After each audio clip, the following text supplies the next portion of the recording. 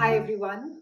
I'm going to be talking about the full moon that is there in Capricorn on the 24th of June, and this is especially extremely important for all of us as we already have about 4 to 5 planets which are in retrograde motion, and how it is that it's going to be impacting not just our health but also our career and our money.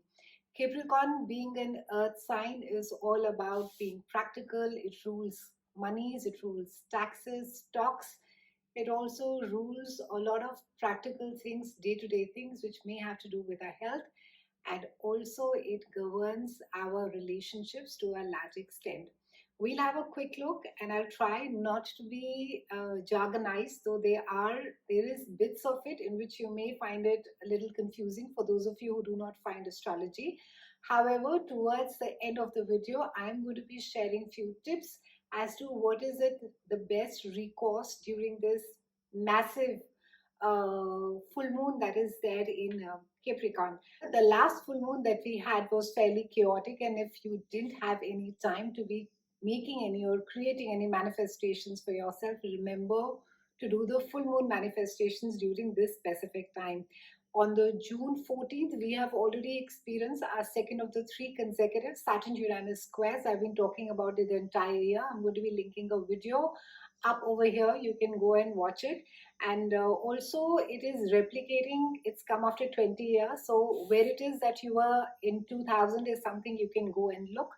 The planets are mimicking as of now the entire placement. So, where it is that you were, or whatever challenges that you were facing in 2000, or maybe the environment that was there for those of you, maybe hypothetically, if you were going through a divorce, it could be that you could similarly be in a tough relationship. For those of you who were in a fantastic work scenario, maybe there was a new authority figure, or maybe you were having some issues with an authority figure at work. It could be that that is getting mimicked now. So it's important to have a look at as to where it is that we were 20 years back and what is it that you were doing exactly. And Saturn is a planet of rules, and that also is retrograde. Besides, Capricorn that has rolled back, and Saturn governs Capricorn and Aquarius. So Saturn is during this entire tense squares that it's aspecting it. It's ensuring that its restrictive energy is going to cling to the past, is going to cling to all the traditions, so that we can expect some amount of tussle. And this has been an ongoing thing since, as I said, this is the third of the Saturn Uranus squares. And this has been carrying on the entire year, tussle between the authority, tussle between freedom of speech as to what is it that you want, how it is that you want, freedom of your right to know, human rights. It also has to do with um, it has to do the way the countries are governed. It has to do with economy. So there is a lot of going to be a lot of backlash with the within organizations, within companies, within countries, wherein that people will revolt back. And also because we have Uranus, that is a planet of um, unpredictability. It's a chaotic planet, and that is pushing against Saturn, which is all about authority and restriction, and it's all about rules. So rules and freedom are, this is the third time that this is happening, and the last of the square, we'll see it around end of the year, 2021, and that's the time when finally everything, there will be more clarity. Now, this entire energy, entire aspect, it's asking us to be more progressive. It's asking us to question the authority people, the people who govern us. And also, while rethinking collectively as to what is it possible in the future. This energy is really, it's all about coming together. It's very collective energy. So while yes, on our own we can be thinking about recreating a new world, a new place for ourselves, but together it will be much more that can be achieved as to what is the kind of future that we want to create, what is the kind of, whether it is a green planet, whether it is eating healthy, whether there are better reforms in the government that we're looking at, what is it that we want all these changes to manifest as. And Saturn, rather Capricorn, because it is governed by Saturn, it is all about foundations. It's about structural changes in the society that we live. So something has to shift, something has to move in order to let the more progressive things come to play so that a change can happen. And a change has already started. Whether we see it in the form of entertainment, that there are new ways that we are consuming entertainment, the older ways of just consuming media has long gone. There's not just a traditional way that you go to movie theaters and you watch. The digital is really, really large, and of course we have Uranus over there. Uranus rules the internet, and that is again, it's spreading, it's creating more jobs, it's a flexible way. People who have been used to hoarding money or used to operating in a certain way, and not even, I would say, in certain cases, not even allow talent to come up, because there is a kind of a nexus in which industries operate in. The internet has just come and it's burst open, and you have anybody who has the talent can be there. I mean, you can be a star overnight. It's a time of reflection. It's a time, because Capricorn is going retrograde. Saturn, because it rules Capricorn, is already retrograde. We then again have Jupiter that is going retrograde around end of June. And then we have Neptune as well, which is going retrograde, which is going to be making its annual. And these are the annual retrogrades that Neptune and Jupiter are making. And they're both fairly chill planets. They're not going to be causing that much of a stress or trouble. However, Jupiter also is going to be rethinking all the good things that he did in Aquarius. It's Jupiter is rolling back in Capricorn.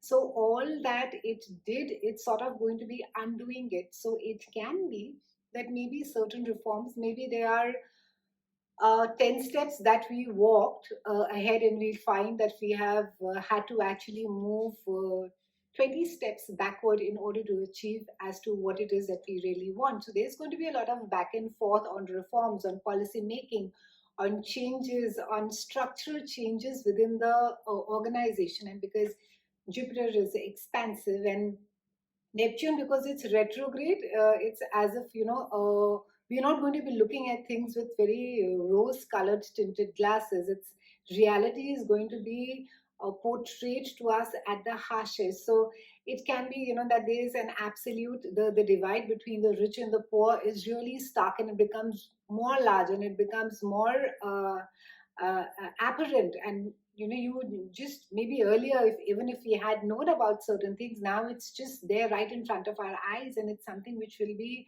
very hard to ignore. So it's very important that as a collective that we come together, and like I said, the shift has already started. And what are the changes that we want? What is it? What is the kind of a place that we want to create for ourselves?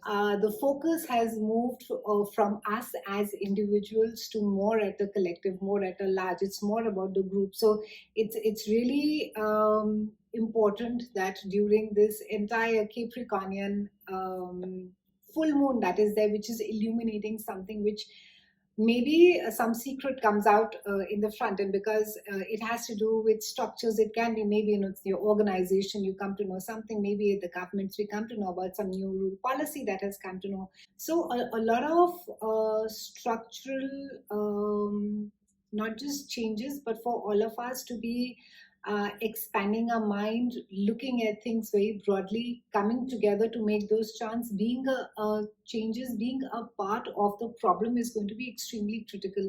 And all of us, I think, while we have to create our own drumbeat, it is that while there we can expect some amount of aggression, and that can come through social media as well, that we will find some armchair politics happening, and people just sitting and inciting other people to just get riled up and not do anything about it. However, I would recommend that at a personal level, it's a time to be watching your budget. It's a time to be holding on to your money.